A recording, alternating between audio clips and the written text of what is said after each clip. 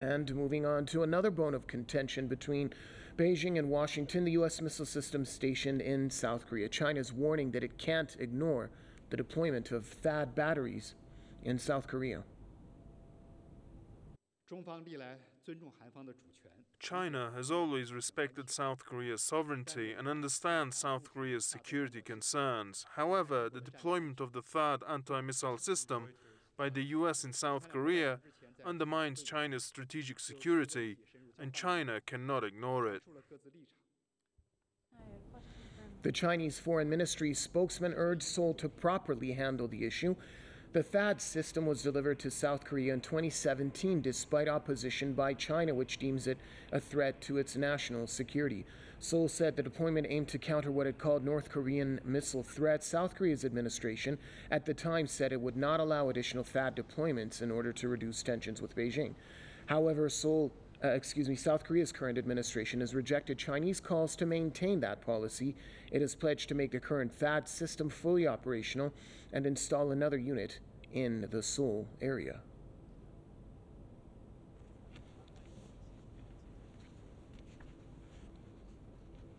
Well, joining us on this edition of the News Review, we have our correspondent Jennifer Chang, who's with us from the South Korean capital, Seoul, and also we have Mr. William Jones from the Executive Intelligence Review joining us from Leesburg. Let's start off with Jennifer in Seoul. One bone of contention, another one basically between Beijing and Washington is the U.S. missile system stationed in South Korea. China has said that it cannot ignore that. What does the deployment of THAAD batteries in South Korea mean right now?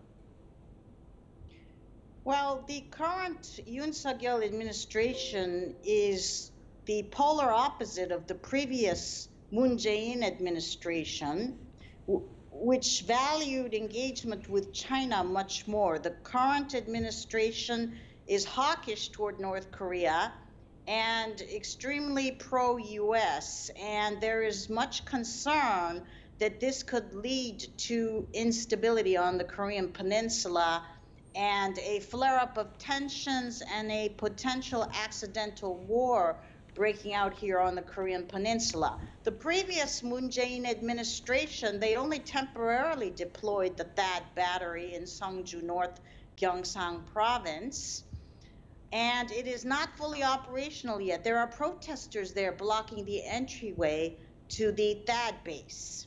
And until the Yoon Suk-yeol government gets rid of those protesters, there will be no land route on which deliveries can be made to the base. So that's one thing they have to do to make it fully operational. There are other things they have to do, like improving working conditions for the employees of the base who live in containers. They have to give land to the U.S. military stationed there for military facilities within the base. And they also have to do an environmental assessment. So the South Korean Defense Ministry said that local residents were included in a consultative group they are nearly finished forming, which will do this environmental assessment. And then they plan to make this base fully operational by the end of this month.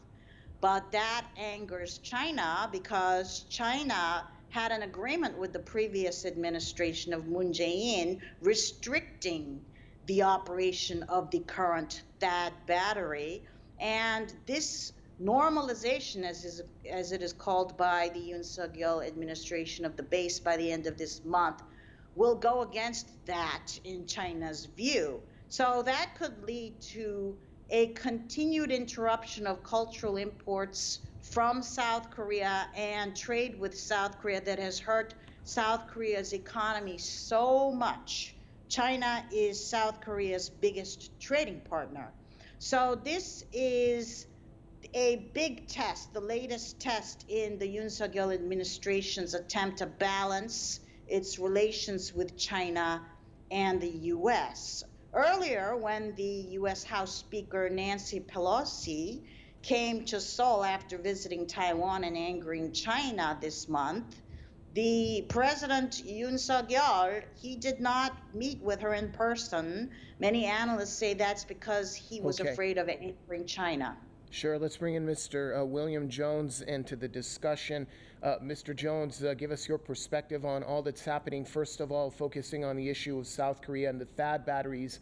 The current administration has pledged to make the current THAAD system fully operational and install another unit in the Seoul area, much to the opposition of Beijing.